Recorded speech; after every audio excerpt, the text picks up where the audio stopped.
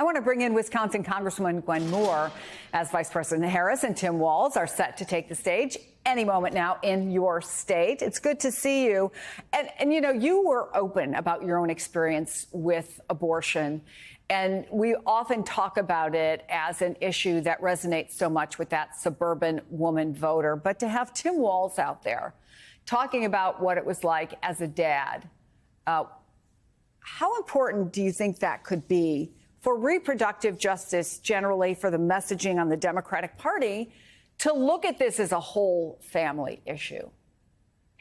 Absolutely. And I think having men allies is an extremely important part of this messaging. It's not just about abortion. It's about bodily autonomy. It's about freedom. And Tim Walz himself had both his children by IVF.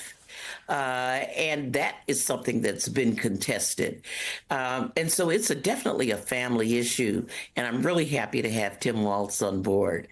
Let me ask you about your voters in your state. How do you think his mantra, mind your own damn business, is going to land there? That's really going to work here. He's a regular guy. He's from the Midwest. I was absolutely delighted to see this election. I think he is so relatable. He's like the kind of guy that we need to claw back from the throes of the anger and misrepresentation and lies of Donald Trump. Hardworking people who believe in gun rights. He's a hunter. But he also believes in not having these weapons of mass destruction that have no role in protection or sportsmanship.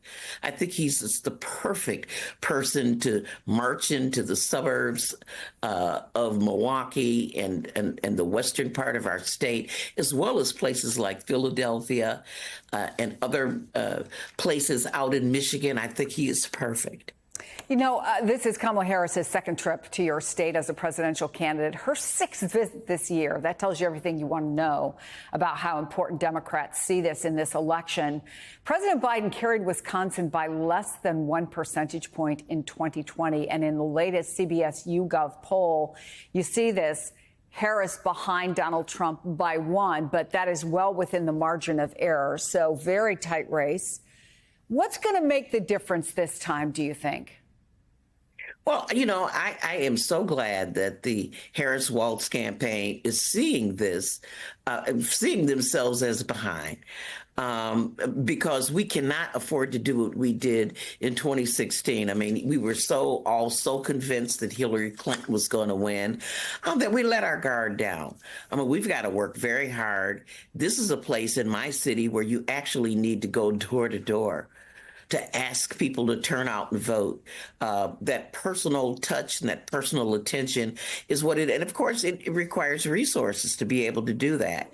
We have to ask people for their vote. We can't just assume that they're going to turn out. And so I am so happy that they recognize the importance of our state and of our city. And we need Democrats to act like it. Let me ask you to go micro on your state since you know it so well, and I'll ask you why Eau Claire. And I ask that because Joe Biden hasn't been there since he was running with Obama in 2012. But there was a quote in the local newspaper there of a Democratic official who says, "This all feels exciting. It displays that commitment to rural communities, running a campaign that's meant to be exclusive to everyone, not just a focus on major metro areas. The path of winning Wisconsin," he said, oftentimes comes through the Chippewa Valley. What does that say to you? And what does this rally say to you in that location?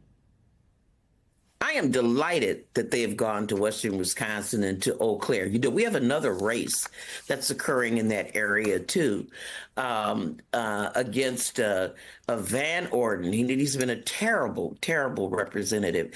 And also, Democrats do believe in climate justice that's connected with our farmers. We have seen so many people who rely on farming that have found themselves suicidal or finding themselves unable to sustain themselves.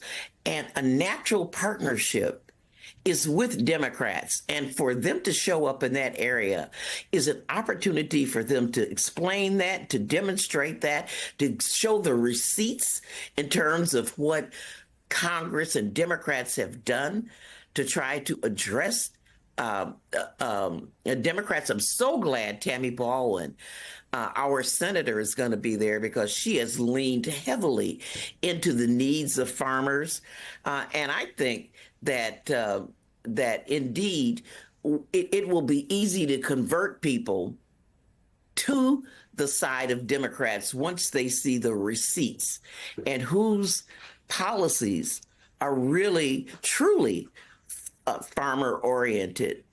Also, we only need two seats from where we are to be able to regain control of the House of Representatives. And like I said, that one seat in Western Wisconsin could be 50% of all of our efforts to try to regain the control of the House of Representatives, which we desperately need to do. Congresswoman Gwen Moore, it's always good to see you. Thank you for coming on the show. You Appreciate too. Thanks it. for having me.